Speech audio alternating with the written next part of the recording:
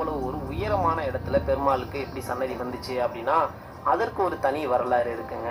ஒரு காலகட்டங்களில் மாடு மேய்க்கும் தொழிலாளி ஒருத்தர் வந்துட்டு அவரோட மாட்டை காணோம் அப்படின்னு இந்த மலைகளில் தேடி இருக்கிறாருங்க. அவரோட மாடை இறுதியாக பார்த்தீங்கன்னா அந்த மலையோட உச்சியில் பார்த்துருக்கிறாருங்க.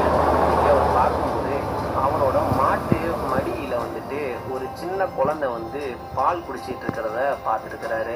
அதை போயிட்டு உடனே அவரோட எஜமானர்கிட்ட சொல்கிறாரு, இது மாதிரி நம்மளோட மாடு வந்து இந்த சஞ்சீவி மலையான தலைமலையில் வந்துட்டு இருந்துச்சு. அப்போதைக்கு அதை பார்க்கும்போது அந்த மாட்டு மடியில் ஒரு சின்ன குழந்தை வந்து பால் குடிச்சிட்டு இருந்தது அப்படிங்கிற செய்தியை வந்து அவரோட எஜமானர்கிட்ட சொல்கிறாரு.